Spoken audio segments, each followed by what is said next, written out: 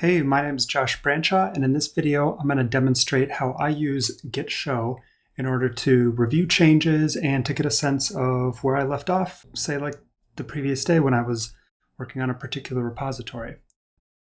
Git-show has a ton of things you can do with it, and the manual pages are a great way to dig in and see what all is possible. I'm going to pop out of here though and just show you a couple of my most common use cases. So in any repository that I might be working in, such as this repository here, which is my Today I Learned repo, where I document all sorts of things I learn day to day. In a given repo like that, I may be curious, okay, what are the last changes that I made? And I can simply do git show, and that'll show me the very last commit that I made to this repository. And it will include the commit message. It'll tell me when the commit happened. It'll tell me the author. In the case of this repository, it's pretty much exclusively me. And then file by file, it'll show me the diff, the changes that happened.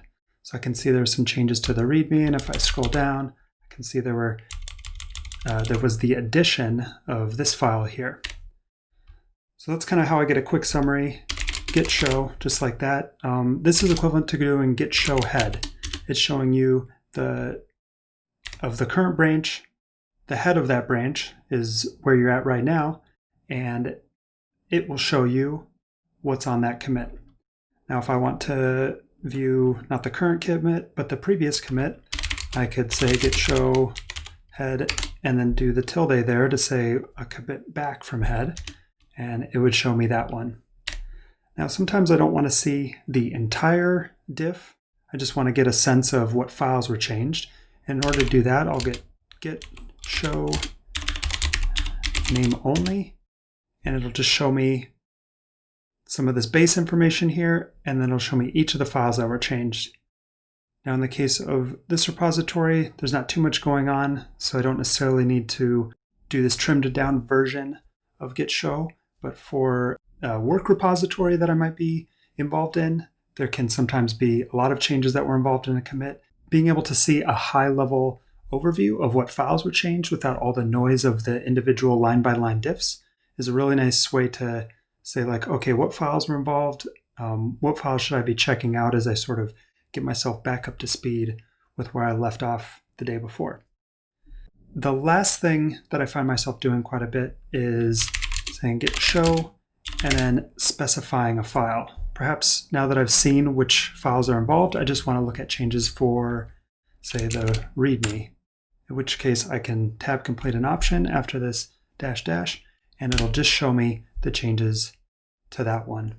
Or maybe I just wanted to look at changes to just JS files or to just Ruby files.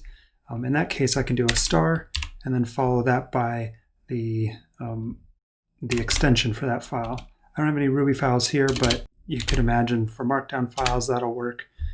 As you can see, this is only showing me the readme.md file, and that's because the other file that was changed in this commit is nested in a directory.